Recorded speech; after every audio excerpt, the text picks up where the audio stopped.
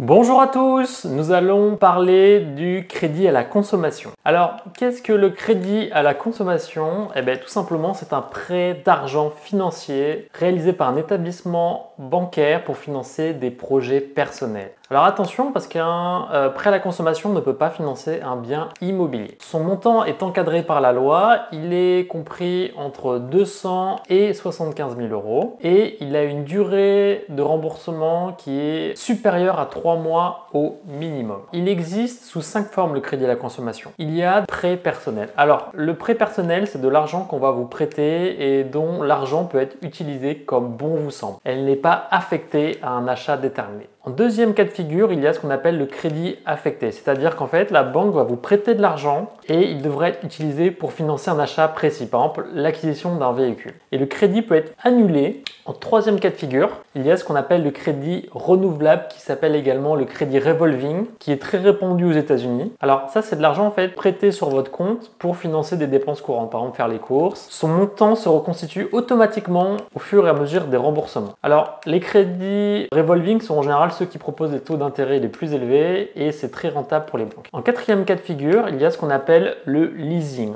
On a la location avec option d'achat qu'on appelle LOA. Ça, c'est un crédit qui est très répandu notamment pour l'acquisition d'un véhicule neuf. Concrètement, l'organisme prêteur va acheter pour vous le véhicule, il va vous le louer pour une durée qui est inscrite dans un contrat et au terme de cette durée, en fait, l'emprunteur, il aura la possibilité de récupérer son bien, donc le véhicule, contre un prix qui a été fixé dans le contrat, donc un argent qu'il devra débourser en plus. Et le cinquième type de crédit qui existe à la consommation, c'est ce qu'on appelle le prêt étudiant. C'est destiné au financement des études, donc logement, frais de scolarité, vie étudiante. Et la particularité de ce prêt étudiant, c'est qu'il est garanti par l'État, par l'intermédiaire de la banque publique d'investissement et qu'il n'y a pas besoin de garant personnel. Le remboursement du crédit à la consommation s'effectue de manière échelonnée. C'est-à-dire qu'en fait, tous les mois, vous allez rembourser une partie du capital restant dû, intérêt inclus. Le montant des intérêts du taux de crédit que vous allez rembourser s'appelle le TAEG, c'est-à-dire que c'est le taux annuel effectif global. En fait, ça s'appelait jusqu'en 2016 le TEG, le taux effectif global, et finalement, c'est le taux qui va prendre en compte tous les frais occasionnés par le prêt, c'est-à-dire les intérêts bancaires,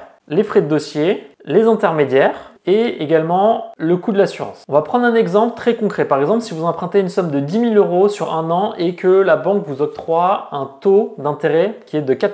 Donc vous aurez à rembourser 10 400 euros au total. Et si on prend l'hypothèse qu'il y a 100 euros de frais de dossier supplémentaires, c'est-à-dire qu'en fait vous aurez un TAEG de 5%, c'est-à-dire qu'il y aura 4% d'intérêt et 1% de frais de dossier. Alors, quelques éléments à comprendre et à connaître pour arriver justement au mieux à évaluer l'emprunt que vous allez faire, c'est que déjà, plus la durée de l'emprunt sera courte, plus le taux sera faible, et vice-versa. Et aussi, c'est pareil, il y a un deuxième facteur qui est pris en compte, c'est la qualité de votre dossier. C'est-à-dire que plus votre capacité de remboursement sera importante, moins le risque sera élevé pour la banque, et du coup, plus elle vous accordera un taux bas. Il faut savoir qu'en France, la majorité des crédits à la consommation sont à taux fixe, mais qu'il est aussi possible d'avoir des taux variables, donc en fait, le taux d'intérêt évolue en fonction du marché. Important à savoir, c'est que l'assurance emprunteur n'est pas obligatoire pour un crédit à la consommation. Néanmoins, l'organisme prêteur il peut vous obliger à en prendre. Cette assurance, elle va vous protéger contre les risques financiers liés à l'invalidité, par exemple si vous ne pouvez plus aller travailler, ou par rapport au décès, par exemple si vous avez votre conjoint qui malheureusement décède. Il faut savoir qu'on ne peut pas souscrire à un crédit à la consommation lorsqu'on en est interdit bancaire. Alors, on va voir qu'il y a 3 types d'établissements qui vendent des crédits à la consommation. Tout d'abord, il y a ce qu'on appelle les organismes financiers. Ils sont très connus, on les voit beaucoup à la télévision. Par exemple, il y a Cofinoga, CTLM, Cofidis, qui sont en général des filiales des banques généralistes. Il y a également les banques généralistes elles-mêmes qui octroient des crédits à la consommation à leurs clients, par exemple les réseaux de caisse d'épargne, Crédit Agricole, BNP Paribas. Et enfin, il y a tout ce qu'on appelle les établissements commerciaux, c'est-à-dire les concessionnaires auto ou les